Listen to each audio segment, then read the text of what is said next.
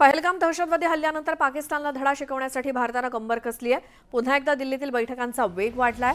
हल्ल्याच्या पार्श्वभूमीवर पंतप्रधान नरेंद्र मोदी आणि केंद्रीय संरक्षण मंत्री राजनाथ सिंह यांच्यात महत्त्वाची बैठक पार पडली। तब्बल 40 मिनिटे ही बैठक सुरू होती। या बैठकीत अनेक महत्त्वाच्या मुद्द्यांवरती चर्चा झाल्याची माहिती वरिष्ठ सूत्रांकडून मिळते।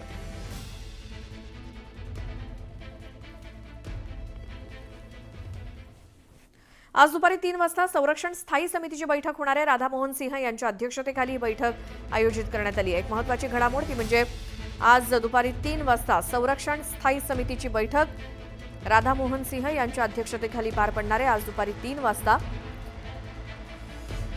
पहलगाममधल्या नरसंहारानंतर आता भारताने कडक पावलं उचलायला सुरुवात केलेली आहे आणि याच संदर्भात बैठकांचा सिलसिला सुरू आहे।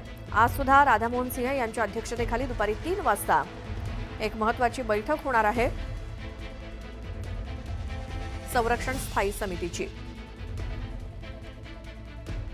तर पहलगाम दहशतवाद हल्ल्याप्रकरणी एक मोठी अपडेट समोर आली आहे। बैसरन खोऱ्यामध्ये दहशतवादी ड्रोनने हल्ला करणार होते असे सूत्रांकडून कळलंय। स्थानिकांच्या गर्दीमुळे मात्र ड्रोन हल्ल्याचा कट हुकला आणि दहशतवाद्यांनी सॅटेलाइट फोन सुद्धा यासाठी वापरला असल्याची माहिती मिळालेली आहे। पहलगाममधल्या दहशतवाद हल्ल्या प्रकरणातली मोठी अपडेट म्हणजे बैसरन खोऱ्यामध्ये दहशतवादी ड्रोनने हल्ला करणार होते असं आधी ठरलेलं होतं। सूत्रांकडून तशी माहिती मिळते, मात्र स्थानिकांची गर्दी मोठी झाली त्यामुळे या ड्रोन हल्ल्याचा कट हुकला आणि दहशतवाद्यांनी सॅटेलाइट फोन सुद्धा यासाठी वापरलेला होता अशी देखील माहिती सूत्रांकडून मिळाली आहे। तर पहलगाम दहशतवादी हल्ल्यानंतर भारताकडून पाकिस्तान विरुद्ध विविध स्तरावरती कारवाई सुरू आहे। अशातच आता भारत सरकारच्या गृह मंत्रालय आणि माहिती प्रसारण मंत्रालयाकडून 16 पाकिस्तानी यूट्यूब चॅनल्सवरती बंदी घालण्यात आली आहे। यामध्ये डॉन न्यूज, समा टीव्ही, आरए न्यूज यांचा समावेश आहे। त्यांच्यावर जम्मू आणि काश्मीरमधील पहलगाम इथल्या दहशतवादी घटनेच्या पार्श्वभूमीवर भारताचं सैन्य आणि सुरक्षा संस्थांविरोधात प्रक्षोभक आणि संवेदनशील माहिती खोटी आणि दिशाभूल करणाऱ्या स्वरूपात पसरवल्याचा दावा करण्यात आलाय। तर चुकीची माहिती दिल्यामुळे त्यांच्यावर कारवाई केल्याचं सरकारकडून सांगण्यात आलं। पहलगाम दहशतवादी हल्ल्याची निष्पक्ष चौकशी करण्याच्या पाकिस्तानच्या मागणीला चीनने पाठिंबा दिलाय। पाकिस्तानच्या बाजूने देखील या मुद्द्यावरती सातत्यानं युक्तिवाद केले जात आहेत। पाकिस्तानच्या बाजूने या मुद्द्यावरती सातत्यानं युक्तिवाद होत आहेत। याची चौकशी भारत पाकिस्तानने नाही तर एका आंतरराष्ट्रीय समितीने तृतीय पक्ष म्हणून करावी अशी त्यांची मागणी आहे। 22 एप्रिल 2025 ला पहलगामच्या बैसरन खोऱ्यात झालेल्या दहशतवादी हल्ल्यात 26 निष्पाप लोकांचा मृत्यू झाला। या प्रकरणात आता चीनने पाकिस्तानच्या सुरात सूर मिसळलाय। भारत आणि फ्रान्समध्ये आज संरक्षण करारावरती स्वाक्षरी होणार आहे। फ्रान्स सोबतच्या या करारामुळे भारतीय सैन्याची ताकद आणखी वाढणार आहे। या नवीन करारामुळे भारतामध्ये राफेल विमानांची संख्या 62 होणार आहे। आयएनएस विक्रांत वरती तैनात करण्यासाठी 26 राफेल विमानांची गरज होती आणि 26 राफेल विमानांच्या खरेदीसाठी 63,000 कोटींचा करार होणार आहे। रफालची मागणी पहिल्यापासून होती आणि मागच्या वेळी जेव्हा रफाल आलं तेव्हा तुम्ही पाहिलं होतं की प्राईम मिनिस्टरच्या व्हिजिटमध्येच त्यांनी 36 विमानांचं करार साईन केला होता। त्यामुळे जे महत्त्व त्यावेळी होतं तेवढंच किंबहुना थोडे जास्तच महत्त्व या कराराला मी देईन, कारण सध्या आपल्या नौदलाकडे विमानं जी जहाजावरून उडू शकतात असं म्हणजे एकच विमान आहे आणि ते म्हणजे MiG-29। त्यामुळे या कराराचं हे विमान आपल्याला हवंच होतं, म्हणून हा करार अतिशय महत्त्वाचा आहे असं मला वाटतं।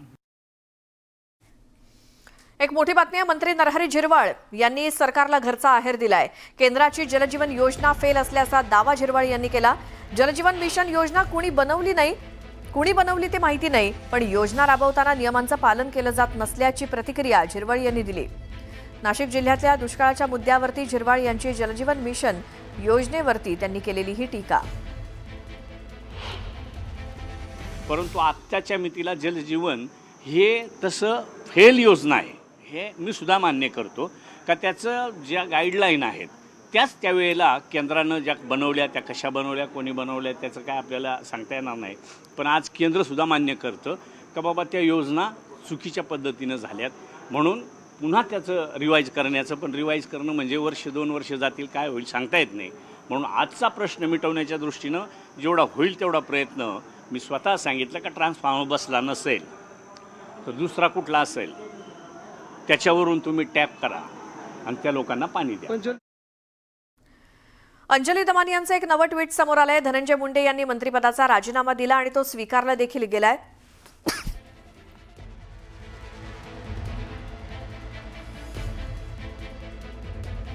मग अजूनही मंत्रालयात त्यांच्या नावाचं कार्यालय कशासाठी आणि मंत्री म्हणून पार्टी कशासाठी, असं अंजली दमानिया यांनी ट्विटरवरून प्रश्न उपस्थित केलाय.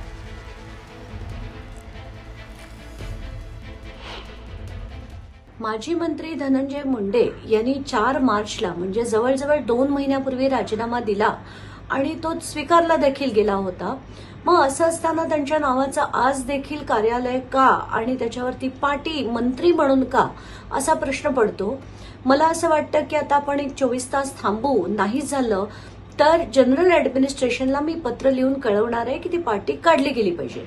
याच्यात त्यांच्या विरुद्ध वैयक्तिक लढा बिलकुल नाहीये, हा तत्वांचा लढा आहे आणि तो मी लढत राहणार आहे.